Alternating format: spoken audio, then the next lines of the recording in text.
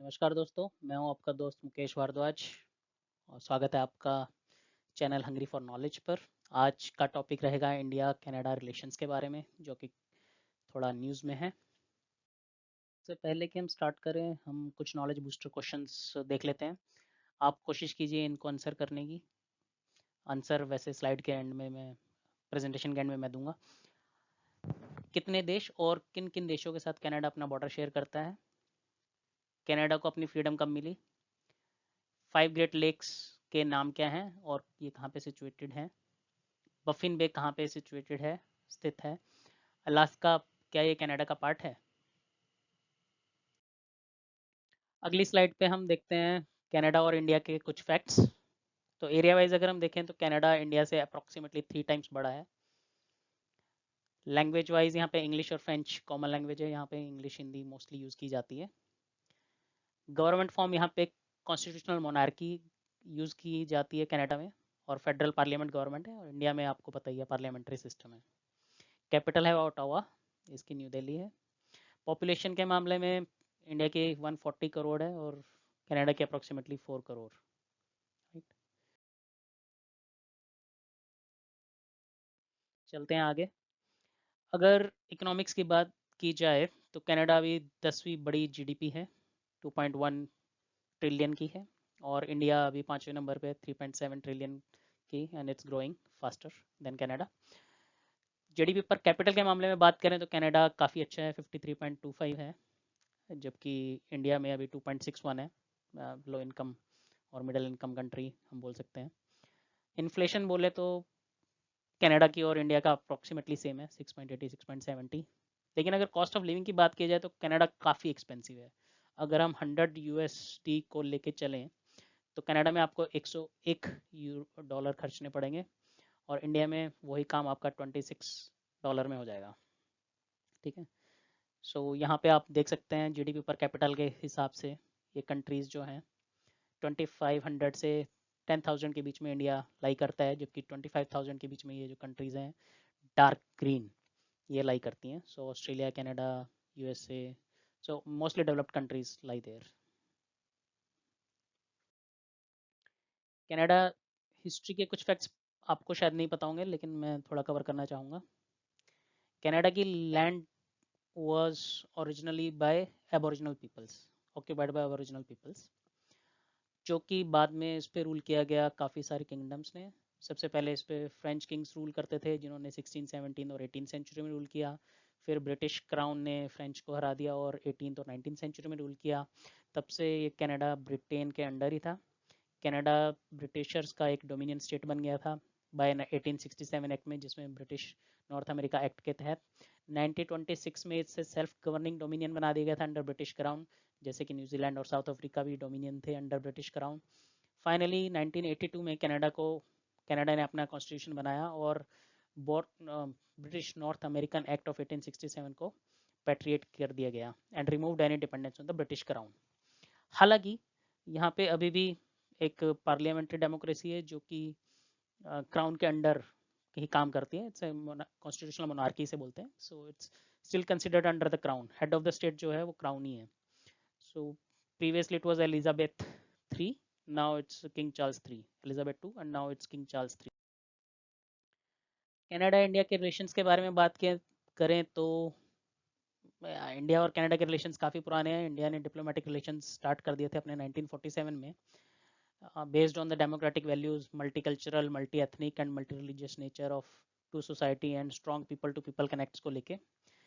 India में India का एक हाई कमीशन है कनाडा में और 2 कॉन्सुलेट जनरल्स हैं, जबकि कनाडा का एक हाई कमीशन इंडिया में है दिल्ली में, और 4 कॉन्सुलेट जनरल हैं इंडिया में। ठीक है, अगर हम फॉरेन ऑफिस में बात करें तो एनुअल फॉरेन ऑफिस कंसल्टेशंस होती हैं।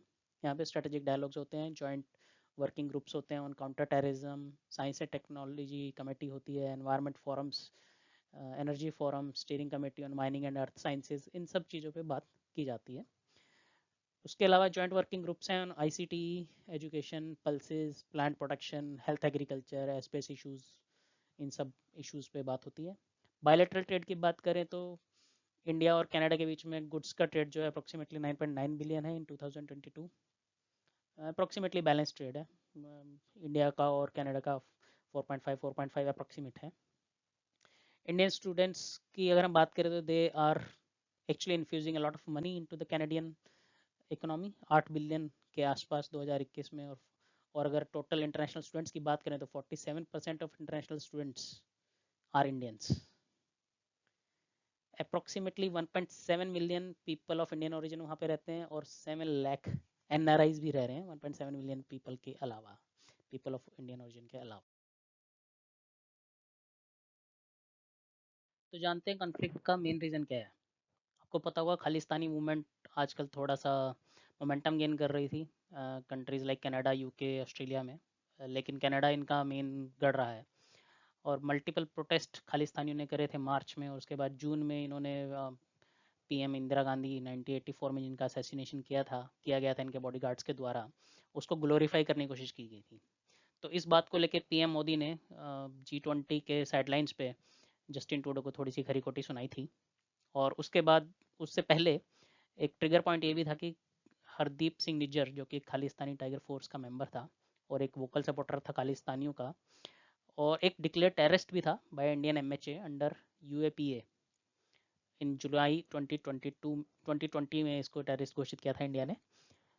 ही was also a Canadian citizen, जो कि 2007 में कैनेडियन सिटीजनशिप उसको मिली थी और 2016 में उसके अगेंस्ट रेड नोटिस भी इशू किया गया था और वो वांटेड भी था बहुत सारे केसेस में बाय एनआईए इंडिया। ठीक है, तो उसका एक मर्डर हो गया था और उस मर्डर के चलते सितंबर में कैनेडियन गवर्नमेंट ने जो ट्रेड टॉक्स विद इंडिया शुरू हो चुकी थी वो पॉज कर दी थी। ठीक है, फिर G20 समिट में जस्टिन ट्रूडो और पीएम मोदी की जो बातचीत हुई, उसके बाद सितंबर में कैनेडियन पीएम ट्रूडो ने पार्लियामेंट में बोला कि हमारे पास क्रेडिबल एलिगेशंस हैं अगेंस्ट इंडिया की इन्वॉल्वमेंट निज्जर की किलिंग में। तो इंडिया ने इन सब एलिगेशंस को एब्जर्व और मोटिवेटेड बोला था।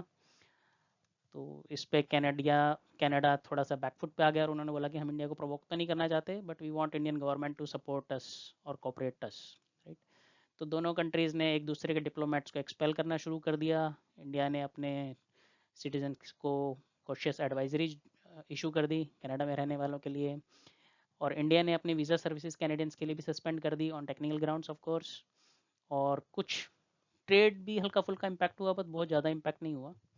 और इंडिया ने कनाडा को बोला कि भैया अपने 41 एक्स्ट्रा डिप्लोमेट्स जो कि बैलेंस्ड नहीं थे, क्योंकि इंडिया के डिप्लोमेट्स काफ़ी कम हैं कनाडा में और कनाडा के बहुत ज़्यादा हैं, सो 41 एक्स्ट्रा डिप्लोमेट्स को आप वापस ले लो। तो एक बिग ब्रेकिंग न्यूज़ थी जो कि कैनेडियन के लिए वीज़ा सर्विसेज इंडिया ने हॉल्ट की थी। अब चलते हैं नेक्स्ट स्लाइड पे।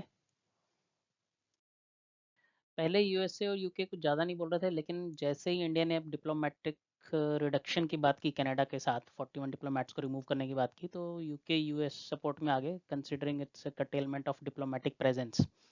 ठीक है, at the same time India ने क्या किया कि वीज़ा सर्विसेज को रिज्यूम कर दिया है, लेकिन सिर्फ बिजनेस, मेडिकल और कॉन्फ्रेंस पर्पसेस के लिए। ठीक है, अच्छा एक और बात आपको इंटरेस्टिंग ये लगेगी कि जस्टिन ट्रूडो जो हैं वो एक पार्टी से बिलोंग करते हैं जो कि लिबरल पार्टी है कनाडा में, और उनके पास फुल मेजोरिटी नहीं है, तो उनको सपोर्ट चाहिए होता है एनडीपी का। एनडीपी जो है एक प्रो खालिस्तानी पार्टी है और इनके जो लीडर हैं वो है जगमीत सिंह, ये यहाँ पे हैं, देख सकते हैं आप। और ये निजर है जिसको मार दिया गया था पुरानी, और जस्टिन ट्रूडो के पापा हैं। तो जस्टिन ट्रूडो, न्यूज़ में आया था कि जस्टिन ट्रूडो के पापा जो थे उनको भी डिफ़िकल्टी थी इन रिलेशनशिप विद इंडिया, और वो भी प्रो खालिस्तानी थे। और इन्होंने इंडिया के साथ अपने रिलेशंस काफ़ी ख़राब कर दिए थे फर्स्ट न्यूक्लियर टेस्ट को लेके 1974 में जो इंडिया ने किया था। ठीक है, वैसे ही जस्टिन ट्रूडो जो है अभी माइनॉरिटी में, तो अपनी गवर्नमेंट को बचाने के लिए उनको एनडीपी का साथ चाहिए, तो डेफिनेटली वो प्रो खालिस्तानी एक्टिविटीज़ भी थोड़ा सा करना पसंद करते हैं। सो कंक्लूजन क्या निकलता है, अगर आप पूरी रो को देखो, अगर पूरा कुछ गो थ्रू करो टाइमलाइंस को, तो ये समझ में आता है कि पॉलिटिकली थोड़ा सा मोटिवेटेड है। रीज़न बीइंग जस्टिन ट्रूडो के पास अपनी मेजोरिटी नहीं है, उन्हें सत्ता में बनाए रखना है, तो उनको एनडीपी का सपोर्ट चाहिए, और एनडीपी का सपोर्ट देना है तो उनको कुछ ऐसे कदम उठाने पड़ेंगे जो कि खालिस्तान को सपोर्ट करते हो, राइट। तो खालिस्तान, प्रो खालिस्तान पार्टी है NDP. Theory of Chinese hand behind it's killing एक जर्नलिस्ट का ब्लॉग है मिंट में, जो बोलते हैं कि Chinese communist party were involve in the killing of separate leader Hardeep Singh Nijjar in Canada. An independent blogger, Jennifer Zhang, has said that Chinese purpose was to frame India, creating discord between India and the West. तो ये एक दूसरी theory है जो निकल के सामने आ रही है. और तीसरी बात, आई थिंक हम कवर्ड कर चुके हैं ऑलरेडी कि टूडो के पापा जी को ऑलरेडी इंडिया के साथ कुछ प्रॉब्लम्स रही हैं. That could be the reason. तो ये थी स्टोरी पूरी. अब चलते हैं आंसर्स पे, क्वेश्चन आंसर्स पे. सो 3 कंट्रीज़ के साथ कनाडा अपना बॉर्डर शेयर करता है. वर्ल्ड्स का लार्जेस्ट बॉर्डर जो है वो यूएसए के साथ है. दूसरा बॉर्डर इनका ग्रीनलैंड के साथ है जो कि डेनमार्क की टेरिटरी है. और मैरीटाइम बॉर्डर जो है वो फ्रांस के साथ है. कनाडा को अपनी फ्रीडम मिली थी 1982 के कॉन्स्टिट्यूशनल एक्ट के बाद. कनाडा का constitution approved by the British parliament on March 25, 1982 and proclaimed Queen Elizabeth II on April 17, 1982, making Canada Holi independent. मैंने बताया था ना क्वीन एलिजाबेथ जो कि मोनार्की की हेड है. और now King Charles, I think उनके डेथ के बाद अब किंग चार्ल्स 3 हैं. तो 5 great lakes you can see in the map. ये 5 ग्रेट लेक्स बोले जाते हैं ना, 5 great lakes. They are very big and they are like fresh water lakes. तो इनके नाम है Superior, Michigan, Huron, Erie and Ontario. I think Michigan को छोड़ के बाकी जो ये है ना, ये सब कनाडा और यूएसए के बॉर्डर पे हैं. सो बॉर्डर इनको कट करता है समवेयर. और 20% of world's fresh water is present in those lakes. Believe me, I have visited Michigan lake earlier. बहुत बड़ी है, ऐसा लगता है जैसे पूरा समंदर है ये. देखने में यहाँ पे छोटी लग रही होगी आपको, लेकिन बिलीव मी जब इसके ऊपर से प्लेन गुजरता है ना तो घंटों लग जाते हैं इसे क्रॉस करने में. It's that big. और ये बिल्कुल ऐसे लगती है जैसे समंदर ही है मतलब. और लहरें भी इसमें एक्चुअली वैसे ही उठती हैं. Where is Baffin Bay located? Between Canada and Greenland. ठीक है. सो बफिन बे, ये येलो छोटा सा पार्ट मैंने दिखाया, ये ग्रीनलैंड है और ये कनाडा है. ये पूरा एरिया कनाडा है. तो इसके बीच में ये जो एरिया है दैट इज बफिन बे. और क्लास अलास्का, जो कि ये रेड में आपको एरिया दिख रहा है यहाँ पे, ये बेसिकली यूएसए का पार्ट है. इन्होंने रशिया से ले लिया था एक टाइम पे. सो ये जो पार्ट है ये यूएसए का है. सो यूएसए यहाँ और यहाँ है, बीच में इनके जाने के लिए आपको कनाडा के थ्रू होके ही जाना पड़ता है. So that marks the end of this lecture. Thank you. अगर आपकी कुछ फीडबैक है तो please share it and I will try to improve. Thank you.